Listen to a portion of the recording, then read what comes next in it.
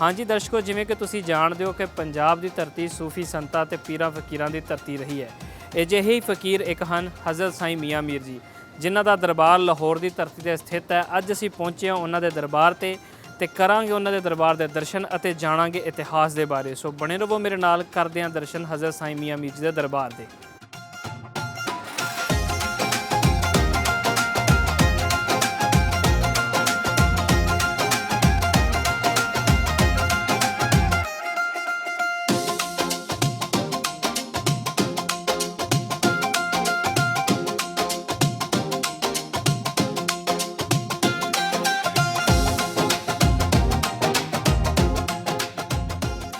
हज़रत साईं मियाँ मीर जी का जन्म 1550 ईस्वी में सिंध की धरती उत्ते सिविस्तान के होया। हज़रत साईं मियाँ मीर जी ने अपनी मुढ़ली तलीम अपने माता पिता तो हासिल की। उस तो बाद अपने मुरशद हज़रत खिज़र सिविस्तानी को तलीम हासिल करते रहे। 25 साल की उम्र के उन्होंने लाहौर शहर की धरती का रुख किया, जिथे आला तलीम वास्ते वो आए और इत्थों के होकर रह गए। हज़रत साईं मियाँ मीर जी का शुमार उन्होंने लोगों में होंदा है जिन्हों ने लोकाई की भलाई वास्ते एक बहुत उच्चे पद्धर पर काम किया और उन्होंने ना सिर्फ मुसलमानों बल्कि हर धर्म के वख-वख फिरके के लोगों वास्ते काम किया।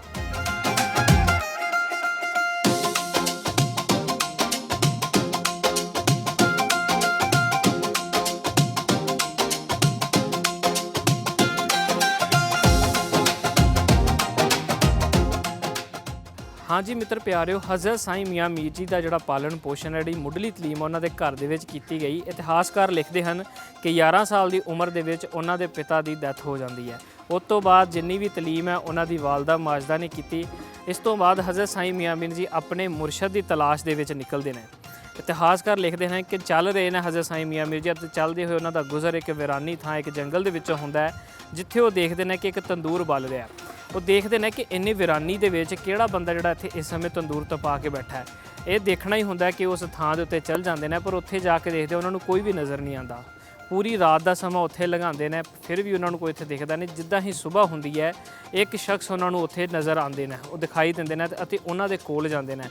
जिवें ही हज़रत साईं मियाँ मीर जी उन्हां दे कोल जाते हैं, वो अगों बोलते हैं, हाँ मियाँ मीर खैर नाल आया। ये गल सुननी होंदी है कि हज़रत साईं मियाँ मीर जी चौंक जाते हैं, हैरान हो जाते हैं कि इन्हों मेरा नाम किवें पता। फिर उन्होंने दसते हैं कि असल दे विच मेरा नाम मियाँ मीर है और मैं इस थां तो बिलोंग करना है और मैं अपने मुरशद हज़रत खिज़र सिविस्तानी की तलाश के निकलिया। अतों अगे वो शख्स कहते हैं कि मैं उन्होंने जानता तो नहीं, पर मेरा नाम भी खिज़र ही है। इन्नी क गल सुननी होंदी है कि हज़रत साईं मियाँ मीर जी उन्होंने चरनी डिग जाते हैं और उन्होंने अपना मुरशद मान लेंदे ने। इस तो बाद अपनी जिन्नी भी तलीम है वो अपने मुरशद हज़रत खिज़र सिविस्तानी तो हासिल करते हैं और उन्होंने तो फैज़याब होने तो बाद लाहौर की धरती के उत्ते तलीम हासिल करन भी आते हैं तो लोगों को फैज़ देने वास्ते भी इस धरती के उत्ते आते हैं। और उस तो बाद जिहड़ा सारा समा उन्हों का लाहौर की धरती उत्ते ही बतीत होंदा है।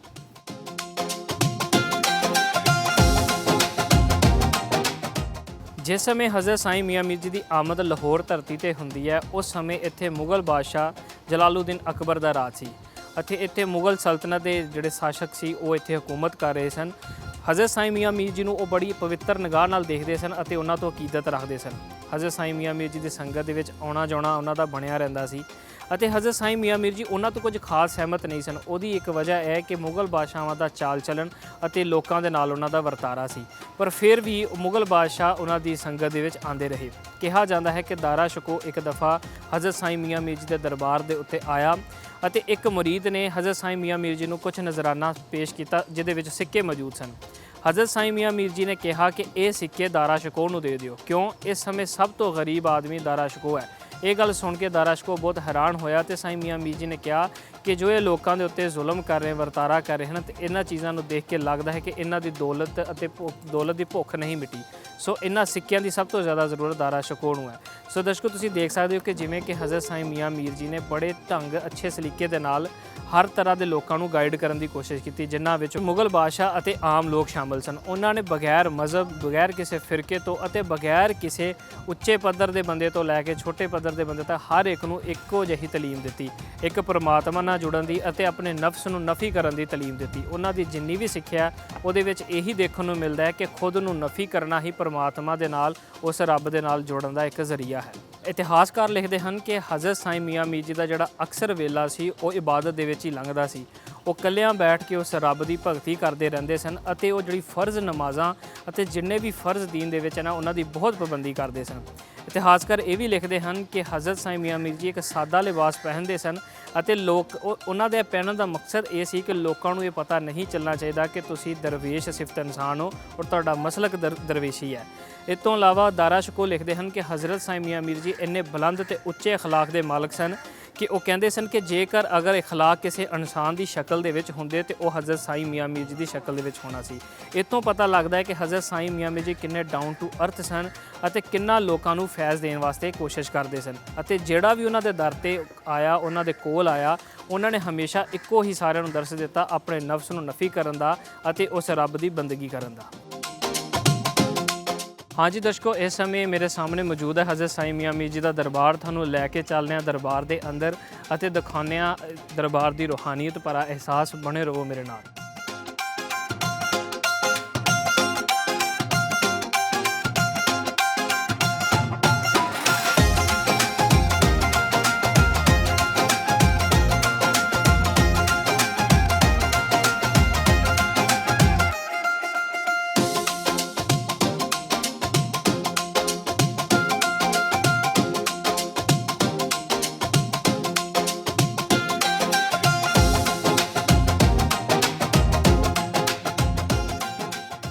ਹਾਂਜੀ ਦਰਸ਼ਕੋ, ਜਿਵੇਂ ਹੀ ਆਪਾਂ ਦਰਬਾਰ ਦੇ ਅੰਦਰੋਂ ਦਰਸ਼ਨ ਕਰਦੇ ਹਾਂ ਇੱਕ ਬਹੁਤ ਹੀ ਰੂਹਾਨੀਅਤ ਭਰਾ ਅਹਿਸਾਸ ਮਹਿਸੂਸ ਹੁੰਦਾ ਹੈ ਹਜ਼ਰਤ ਸਾਈਂ ਮੀਆਂ ਮੀਰ ਜੀ ਦੇ ਦਰਬਾਰ ਤੇ।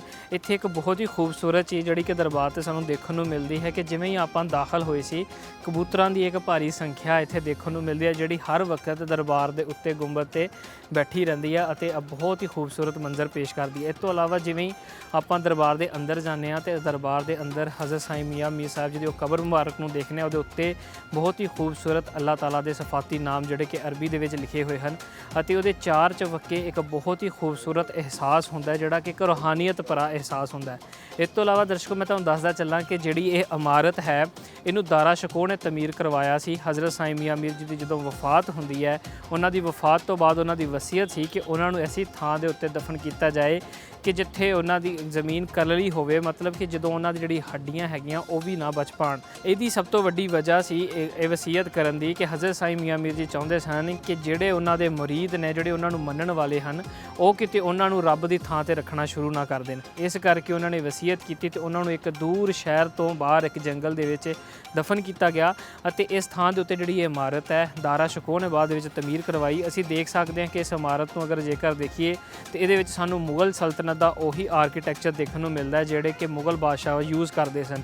ਸਭ ਤੋਂ ਵੱਡੀ ਗੱਲ ਜਿਹੜਾ ਸੰਗੇ ਮਰਮਰ ਯੂਜ਼ ਕੀਤਾ ਜਾਂਦਾ। ਉਸ ਤੋਂ ਇਲਾਵਾ ਇਸ ਇਮਾਰਤ ਦੇ ਵਿੱਚ ਉਹ ਲਾਲ ਪੱਥਰ ਦੀ ਵਰਤੋਂ ਵੀ ਕੀਤੀ ਗਈ ਹੈ। ਇਸ ਤੋਂ ਇਲਾਵਾ ਚਾਰ ਚਵੱਖੇ ਪਾਸੇ ਉਹ ਜਾਲੀਦਾਰ ਜਿਹੜੇ ਹਵਾਦਾਰ ਦਰਵਾਜ਼ੇ ਵਰਤੇ ਗਏ ਹਨ ਜਿਨ੍ਹਾਂ ਦੇ ਵਿੱਚੋਂ ਬਹੁਤ ਹੀ ਖੂਬਸੂਰਤ ਹਵਾ ਗੁਜ਼ਰਦੀ ਹੈ ਅਤੇ ਜਿਹੜੇ ਜ਼ਾਇਰੀਨ ਜਿਹੜੇ ਇੱਥੇ ਦਰਸ਼ਨ ਕਰਨ ਆਉਂਦੇ ਹਨ ਜਦੋਂ ਅੰਦਰ ਜਾਂਦੇ ਹਨ ਤੇ ਉਹਨਾਂ ਨੂੰ ਇੱਕ ਬਹੁਤ ਹੀ ਖੂਬਸੂਰਤ ਰੂਹਾਨੀਅਤ ਭਰਾ ਠੰਡਕ ਦਾ ਅਹਿਸਾਸ ਹੁੰਦਾ ਹੈ। ਇਸ ਤੋਂ ਇਲਾਵਾ ਦਰਸ਼ਕੋ ਇੱਕ ਉਹੀ ਗੇਟ ਜਿਹੜਾ ਕਿ ਇਹਦੇ ਉੱਤੇ ਲਾਇਆ ਗਿਆ, ਬਹੁਤ ਹੀ ਪੁਰਾਤਨ ਸਮੇਂ ਦੇ ਵਿੱਚ ਜਿਹੜਾ ਲੱਕੜੀ ਦਾ ਇੱਥੇ ਗੇਟ ਲਾਇਆ ਗਿਆ ਸੀ, ਉਸੇ ਗੇਟ ਨੂੰ ਉੱਦਾਂ ਹੀ ਸੰਭਾਲ ਕੇ ਰੱਖਿਆ ਹੋਇਆ। ਉਹਦੇ ਉੱਤੇ ਵਕਤ ਦੇ ਨਾਲ ਨਾਲ ਉਹਨੂੰ ਸੰਭਾਲਣ ਦੇ ਵਾਸਤੇ ਕਾਫੀ ਉਹਦੇ ਉੱਤੇ ਜਿਹੜੀਆਂ ਪਰਤਾਂ ਜਿਹੜੀਆਂ ਚੜਾਈਆਂ ਗਈਆਂ ਤਾਂ ਕਿ ਉਹ ਆਪਣੇ ਉਸੇ ਸ਼ਕਲ ਦੇ ਵਿੱਚ ਮੌਜੂਦ ਰਹੇ। ਅਤੇ ਸਭ ਤੋਂ ਖੂਬਸੂਰਤ ਚੀਜ਼ ਇੱਥੇ ਇਹ ਦੇਖਣ ਨੂੰ ਮਿਲਦੀ ਹੈ ਕਿ ਜਿੰਨੇ ਵੀ ਸਾਰੇ ਇੱਥੇ ਦਰਸ਼ਨ ਕਰਨ ਆਉਂਦੇ ਹਨ ਉਹ ਬੜੇ ਪਿਆਰ ਸ਼ਰਧਾ ਭਾਵਨਾ ਨਾਲ ਇੱਥੇ ਦਰਸ਼ਨ ਕਰਦੇ ਹਨ, ਇੱਥੇ ਲੰਗਰ ਪ੍ਰਸ਼ਾਦਾ ਛਕਦੇ ਹਨ। ਇਸ ਤੋਂ ਇਲਾਵਾ ਆਪਣੇ ਨਾਲ ਜਿਹੜੇ ਲੰਗਰ ਉਹ ਲੈ ਕੇ ਵੀ ਆਉਂਦੇ ਸਨ। ਕਈ ਲੋਕ ਇੱਥੇ ਆ ਕੇ ਆਪਣੀਆਂ ਮੁਰਾਦਾਂ ਮੰਗਦੇ ਹਨ ਤੇ ਕਈ ਲੋਕ ਆਪਣੀਆਂ ਮੁਰਾਦਾਂ ਪੂਰੀਆਂ ਹੋਣ ਤੇ ਇੱਥੇ ਆਪਣਾ ਸ਼ੁਕਰਾਨੇ ਵਜੋਂ ਇੱਥੇ ਆਉਂਦੇ ਹਨ ਤੇ ਆਪਣੀ ਉਹ ਮੁਰਾਦ ਪੂਰੀ ਹੋਣ ਤੇ ਇੱਥੋਂ ਦੇ ਲੋਕਾਂ ਨੂੰ ਲੰਗਰ ਵਰਤਾਉਂਦੇ ਹਨ। ਸੋ ਇਹ ਇੱਕ ਬਹੁਤ ਹੀ ਖੂਬਸੂਰਤ ਅਹਿਸਾਸ ਹੈ ਜਿਹੜੇ ਕਿ ਲੋਕਾਂ ਦੀ ਤਰਫੋਂ ਦੇਖਣ ਨੂੰ ਮਿਲਦਾ ਤੇ ਲੋਕਾਂ ਦਾ ਪਿਆਰ ਜਿਹੜਾ ਕਿ ਇਸ ਦਰਬਾਰ ਦੇ ਨਾਲ ਅਤੇ ਉਹਨਾਂ ਦੀ ਸਹਿਣਸ਼ੀਲਤਾ ਬੜੇ ਪਿਆਰ ਸਤਿਕਾਰ ਨਾਲ ਇੱਥੇ ਦਰਸ਼ਨ ਕਰਨ ਆਉਂਦੇ ਹਨ। ਕੋਈ ਭੀੜ ਦੇ ਵਿੱਚ ਕੋਈ ਇੱਕ ਦੂਸਰੇ ਦੇ ਨਾਲ ਕੋਈ ਲੜਾਈ ਝਗੜੇ ਵਾਲੀ ਗੱਲ ਨਹੀਂ ਮਿਲਦੀ, ਸਾਰਿਆਂ ਦੇ ਨਾਲ ਇੱਕ ਬਹੁਤ ਹੀ ਅੱਛਾ ਵਰਤਾਰਾ ਦੇਖਣ ਨੂੰ ਮਿਲਦਾ ਹੈ। ਤੇ ਦਰਸ਼ਕੋ, ਇਸ ਤੋਂ ਇਲਾਵਾ ਮੈਂ ਤੁਹਾਨੂੰ ਦੱਸਦਾ ਚੱਲਾਂ ਕਿ ਹਜ਼ਰਤ ਸਾਈਂ ਮੀਆਂ ਮੀਰ ਜੀ ਨੇ ਤਕਰੀਬਨ 60 ਸਾਲ ਦਾ ਸਮਾਂ ਇਸ ਧਰਤੀ ਦੇ ਉੱਤੇ ਗੁਜ਼ਾਰਿਆ ਅਤੇ ਲੋਕਾਂ ਦੀ ਖਿਦਮਤ ਕਰਦੇ ਰਹੇ। ਦਰਸ਼ਕੋ, ਇਸ ਤੋਂ ਇਲਾਵਾ ਅਗਰ ਜੇ ਇਮਾਰਤ ਨੂੰ ਹੀ ਬਾਹਰੋਂ ਦੇਖੀਏ ਤੇ ਬਾਹਰੋਂ ਵੀ ਸਾਨੂੰ ਇੱਕ ਬਹੁਤ ਹੀ ਖੂਬਸੂਰਤ ਜਿਹੜੀ ਕਿ ਫਰੈਸਕੋ ਪੇਂਟਿੰਗ ਦਾ ਕੰਮ ਜਿਹੜਾ ਕਿ ਮੁਗਲ ਆਰਟ ਦੀ ਪਛਾਣ ਰਹੀ ਹੈ ਤੇ ਉਹ ਦੇਖਣ ਨੂੰ ਮਿਲਦਾ, ਜਿਹਦੇ ਵਿੱਚ ਬਹੁਤ ਹੀ ਖੂਬਸੂਰਤ ਫੁੱਲਦਾਰ ਬੂਟੇ ਬਣਾਏ ਗਏ ਹਨ। ਇਸ ਤੋਂ ਇਲਾਵਾ ਜਦੋਂ ਅੰਦਰ ਵੀ ਅਸੀਂ ਦੇਖਦੇ ਹਾਂ ਤੇ ਅੰਦਰ ਵੀ ਫਰੈਸਕੋ ਪੇਂਟਿੰਗ ਦਾ ਬਹੁਤ ਹੀ ਖੂਬਸੂਰਤ ਚਿੱਤਰਕਾਰੀ ਦਾ ਇੱਕ ਕਮਾਲ ਦੇਖਣ ਨੂੰ ਮਿਲਦਾ ਜੋ ਕਿ ਮੁਗਲ ਦੌਰ ਦੀ ਪਛਾਣ ਹੈ ਕਿ ਉਹਨਾਂ ਨੇ ਆਪਣੀ ਹਰ ਇਮਾਰਤਾਂ, ਹਰ ਉਸ ਖੂਬਸੂਰਤ ਇਮਾਰਤ ਦੇ ਵਿੱਚ ਵਿੱਚ ਉਹਦੀ ਵਰਤੋਂ ਕੀਤੀ, ਚਾਹੇ ਉਹ ਮਕਬਰੇ ਹੋਣ, ਚਾਹੇ ਉਹ ਕਿਲਾ ਹੋਵੇ, ਚਾਹੇ ਉਹ ਦਰਬਾਰ ਹੋਣ, ਉਹਨਾਂ ਸਾਰਿਆਂ ਦੇ ਉੱਤੇ ਖੂਬਸੂਰਤੀ ਨੂੰ ਵਧਾਉਣ ਵਾਸਤੇ ਇਹ ਸਾਰਾ ਕੰਮ ਕੀਤਾ ਗਿਆ। ਇਸ ਤੋਂ ਇਲਾਵਾ ਅਸੀਂ ਦੇਖਿਆ ਜਾਏ ਤੇ ਇਸ ਦਰਬਾਰ ਦਾ ਬਹੁਤ ਖੁੱਲ੍ਹਾ ਏਰੀਆ ਜਿਹਦੇ ਵਿੱਚ ਕਾਫੀ ਸੰਖਿਆ ਦੇ ਵਿੱਚ ਲੋਕ ਆ ਸਕਦੇ ਹਨ, ਦਰਸ਼ਨ ਕਰ ਸਕਦੇ ਹਨ। ਇੱਥੋਂ ਦੇ ਵਸਨੀਕਾਂ ਦੀ ਤਰਫੋਂ ਦੱਸਿਆ ਜਾਂਦਾ ਹੈ ਕਿ ਹਰ ਸਾਲ ਜਦੋਂ ਉਰਸ ਹੁੰਦਾ ਤੇ ਇੱਕ ਲੋਕਾਂ ਦੀ ਬਹੁਤ ਭਾਰੀ ਤਾਦਾਦ ਜੁੜਦੀ ਹੈ। ਕਈ ਦਫਾ ਤਾਂ ਇੱਦਾਂ ਹੁੰਦਾ ਹੈ ਕਿ ਲੋਕ ਬੜੇ ਦੂਰ ਦਰੇੜੇ ਤੋਂ ਆਉਂਦੇ ਹਨ ਤੇ ਉਹਨਾਂ ਦੀ ਰਿਹਾਇਸ਼ ਦਾ ਪ੍ਰਬੰਧ ਕਰਨ ਵਾਸਤੇ ਜਿਹੜੇ ਲੋਕਲ ਲੋਕ ਨੇ ਉਹ ਇੱਥੇ ਇਹਨਾਂ ਨੂੰ ਜਗ੍ਹਾ ਦਿੰਦੇ ਹਨ ਤੇ ਇੱਕ ਬਹੁਤ ਹੀ ਪਿਆਰ ਮੁਹੱਬਤ ਦਾ ਅਹਿਸਾਸ ਜਿਹੜਾ ਕਿ ਲੋਕਾਂ ਦੀ ਤਰਫੋਂ ਇੱਥੇ ਦੇਖਣ ਨੂੰ ਮਿਲਦਾ ਹੈ।